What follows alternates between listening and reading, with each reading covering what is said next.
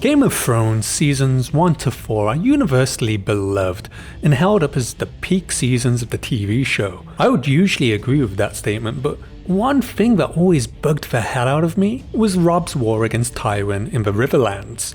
It just doesn't make sense. Some of it is the difficulties of adapting a bunch of thick-ass books to a TV show, and others are just decisions that were cost-cutting, or some were just downright confusing. However, I think you can start to see some cracks develop that would later become chasms in the TV show, as they would just throw logistics out of the window.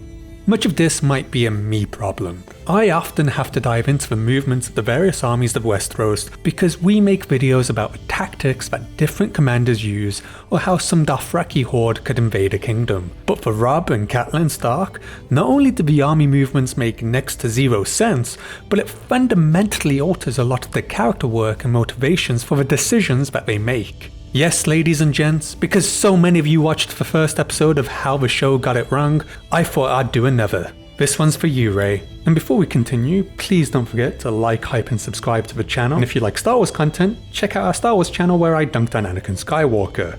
It was very civil in the comments. Starting off, we need to go all the way back to episode 8 of season 1. This episode does a ridiculous amount of heavy lifting to get Robb into place. He goes from being in Winterfell and calling his banners to just outside the Twins with 18,000 men within the space of an episode, or in 3 scenes. In this scene, Cat arrives at Robb's camp and he informs her he has 18,000 men, which is perfect as there's parity here with the books. We even hear how Jaime is driving back the Riverlords to Riverrun, and that Tywin Lannister's larger army is coming up from the south, which all tracks with the books. The next scene, however, starts to get a bit weird with the logistics. Roderick and Greatjon are debating about which army to attack, Jaime's at Riverrun or Tywin Lannister's. Robb mentions that to do either, they have to cross the river at the Twins, which, according to this map the show uses, Tywin's actually in the wrong place here compared to his positioning in the books. He should be on the inn of the crossroads side of the river, which is the east bank, not the west. From a showrunner's side, I can understand it puts more significance on Mulder's Bridge for Robb, as they do need that in the books to relieve the siege on Riverrun. It's just a peculiar thing to do. For the viewer though, it's great in a character sense where Robb firmly establishes himself as a leader. It completes his mini arc in the episode from a man who was shaking when he caught his banners and had difficulties controlling his various lords at Winterfell. Here, he establishes that he won't be questioned by either his mother or his bannermen and stares the Greatjon down.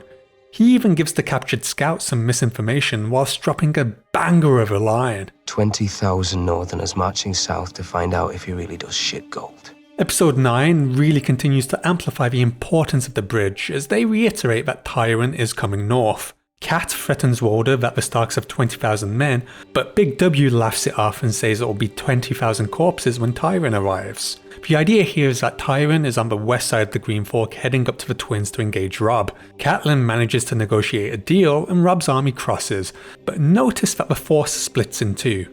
So it's not a case of one army crossing and the other taking the King's Road. Both in fact cross the bridge, then split up to engage the two Lannister armies. To really hammer home the Stark underdog story, in the show, Tywin and Jaime have 30,000 men each. That's almost double the 34,000 men they had between them in the books. By the end of the episode, Robb's captured Jaime Lannister in a battle that takes place off screen, and he mentioned that he sent 2,000 men to their deaths against Tywin Lannister. So compared to the books, Robb, who had 24,000 men at this point, split his army into two, where he took almost all the horse in an army of 6,000 men, whilst Roose Bolton marched down the King's Road with just shy of 18,000 men, and barely any horse to engage Tywin's 20,000.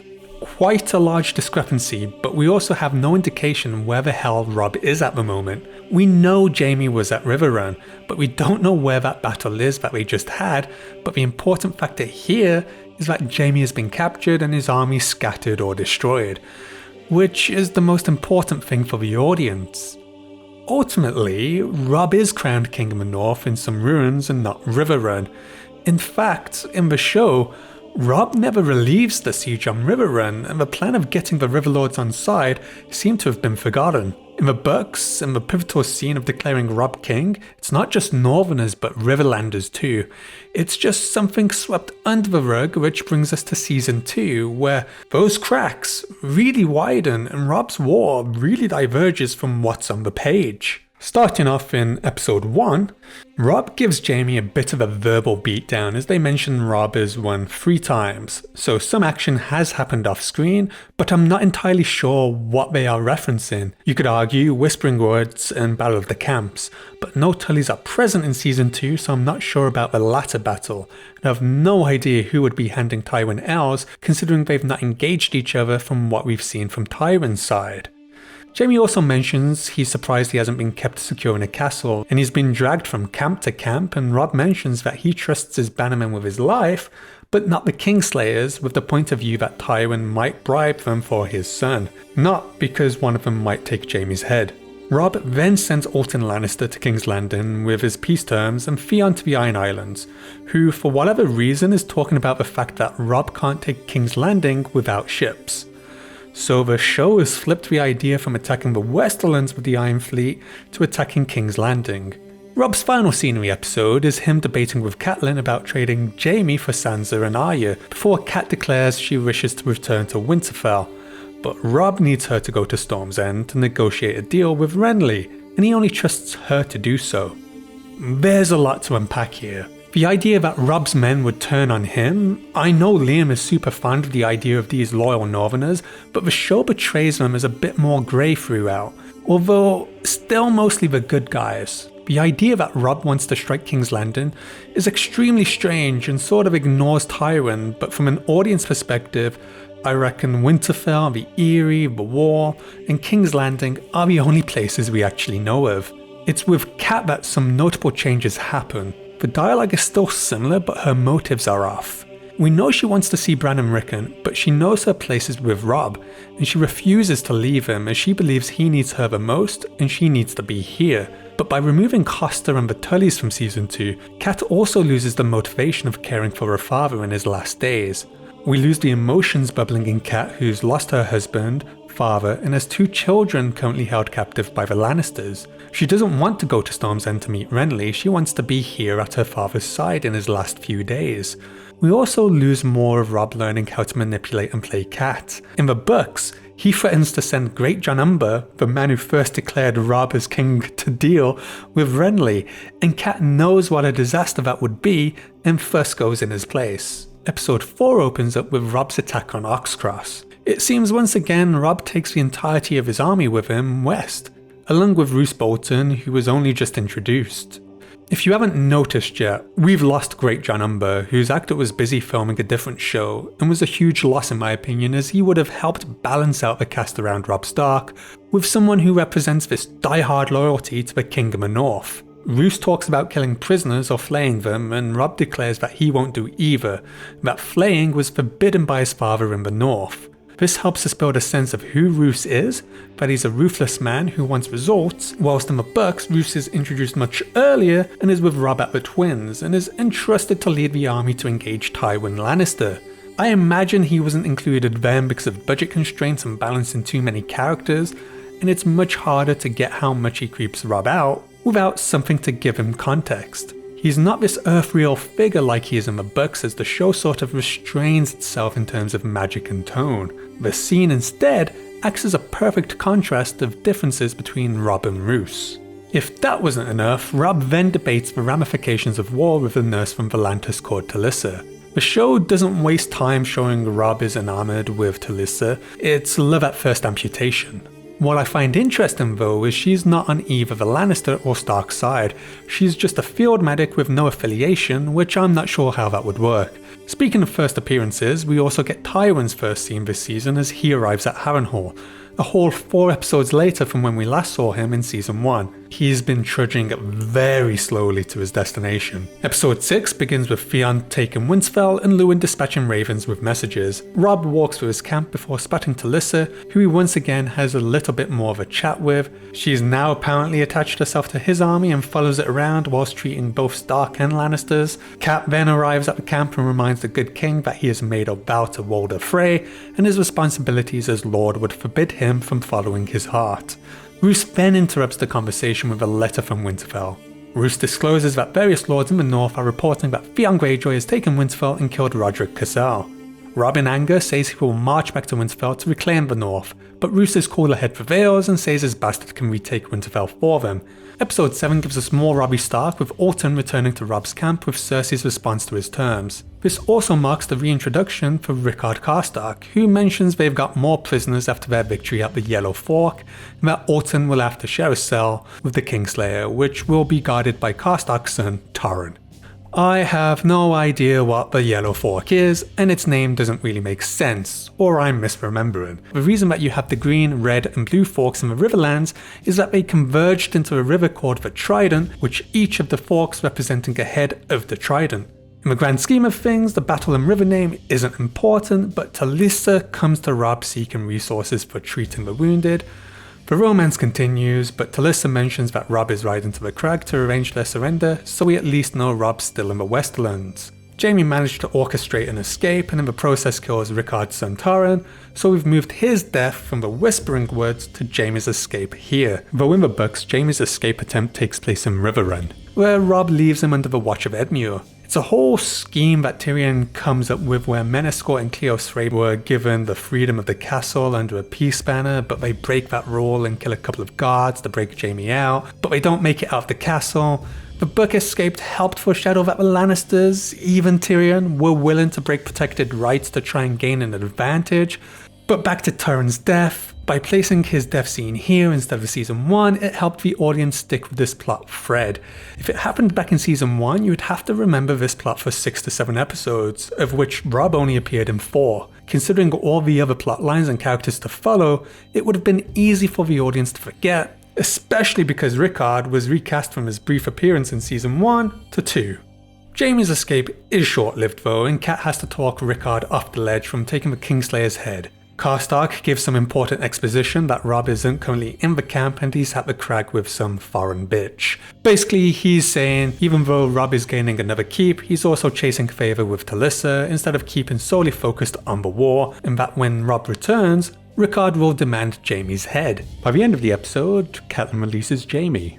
This is where reasoning for things start to diverge massively. In the books, the release of Jaime is a response to the news of Bran and Rickon's death reaching Cat. Her response of releasing Jaime in favour of gaining Sansa and Arya back is understandable considering the losses she's suffered in such a short amount of time. She's lost Ned, her father Hoster, and her youngest sons Bran and Rickon. The only child she has left that is free is Robb, and he's fighting a damn war.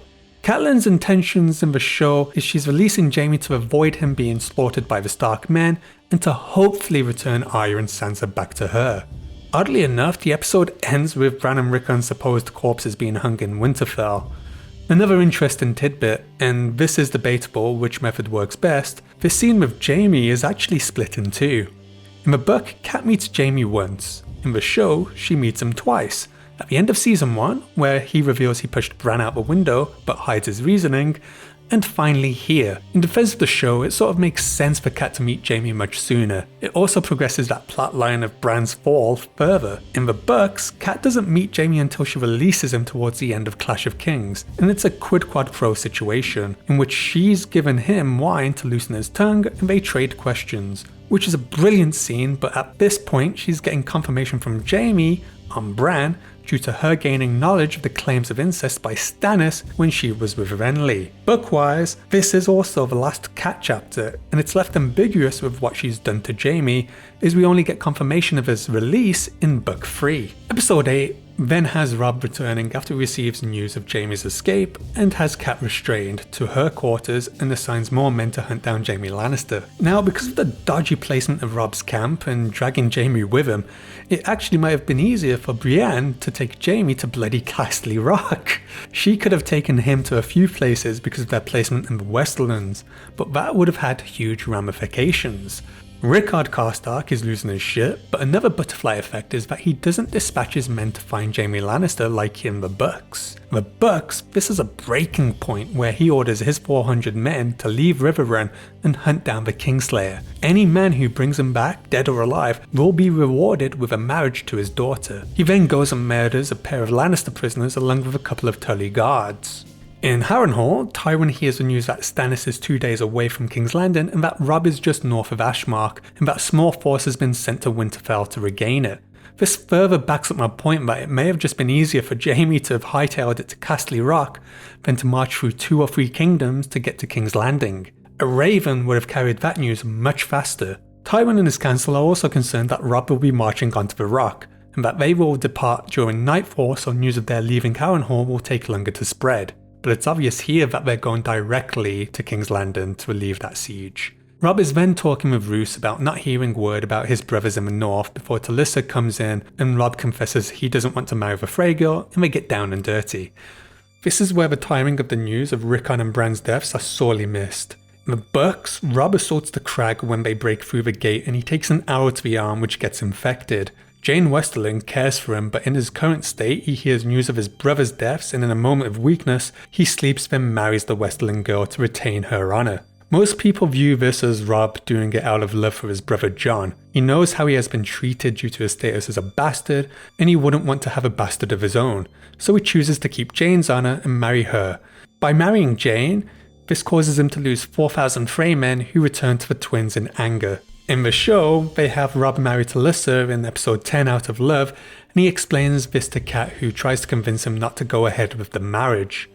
That he made an oath toward a Frey, and to disregard that would be reckless, and he needs to stick to that oath.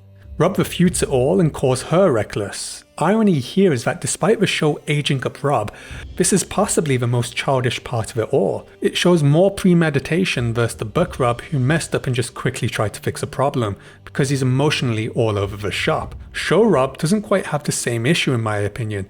He's not been wounded and he's been constantly chasing Talisa. Next up, season 3, and straight off the bat, this show sends logic into the stratosphere as Robb and his army arrive at bloody Harrenhal. Cat's still under house arrest, but Robb receives word from Winterfell and Riverrun. Hoster Tully is dead, and Winterfell has been burned with Bran and Rickon missing. Robb and his army march back to Riverrun to attend the funeral, and Karstark speaks his mind, stating that marching to Riverrun serves no purpose. Robb argues that Edmure and his men are garrisoned there, and Karstark argues that they are not going to be enough to make a difference, and that Robb lost this war the day he married Talisa. Episode 3 finally gives us the much delayed introduction of Edmure and the Blackfish along with Riverrun. Edmure gets chastised for the debacle at the stone mill, where apparently Robb gave him orders to stay where he was and let the mountain come to him, which would have somehow let Gregor into the Westerlands, who would then chase Robb around, which is completely nonsensical because the show ignores the idea that Tywin tried to cross the fords. Instead, Tywin effectively goes straight to King's Landing with his army, so the mountain may not have had that many men and certainly wouldn't be stupid enough to try and chase a bigger army, which Robb likely would have had. I'm not even sure how that's supposed to have taken place, considering Robb would have marched past Riverrun to get to Harrenhal, to then turn back and march back to Riverrun. Watching this path just makes my damn head explode. Let's not even acknowledge the fact that Blackfish would have been with the river folk and he's joining in the dunking on Edmure as if he wasn't there and he was out in the west instead. We then skip ahead to episode 5, where Rickard Karstark murders the Lannister prisoners and Robb sentences Rickard to death. Edmure pleads with Robb not to reveal the deaths of the Lannister boys and also to spare Rickard to keep the Karstark men on his side. As previously mentioned, in the books, Karstark's men had already left Riverrun to hunt down Jaime, so trying to keep the Karstarks loyal doesn't really work considering they're already disobeying Robb by hunting down the Kingslayer. Not only did Karstark murder 2 prisoners, but he also murdered 2 Tully men that were guarding them, so it wasn't just enemies he's killed but allies too. Later on, Robb laments the loss of the Karstark forces, which were apparently half his men. Robb then has the brilliant idea of luring Tywin back to the Westerlands by attacking Casterly Rock? This just hurts my head if you're following the path Robb has taken. However, he needs men to replace the ones he's lost, so he plans to return to the twins to get Walder's support. If you haven't guessed already what's changed here, in the books, Robb's plan is to retreat back to the north to retake Winterfell and secure the north. It's also an easier place to defend and recoup his troops. But to do this, he needs to get past Walder's bridge. It's Walder who actually sends people south to greet Robb and may negotiate a marriage pact with Edmure and one of Walder's daughters. Robb had Walder's men initially but lost them in the books. In the show they do acknowledge Walder will send men with Robb, but they're never mentioned again, especially in light of Robb's marriage. Whilst in the books it was a huge disaster, there's 4,000 men just up and leave, which is more men than the Karstarks in the show. That's why having Robb and Cat separated played a huge part in when Robb returns to Riverrun, is instead of admonishing his mother about releasing Jaime, he supports her, only to drop the bombshell he fucked up too by marrying Jane Westerling, and she knows she can't really say anything due to her own fuck up.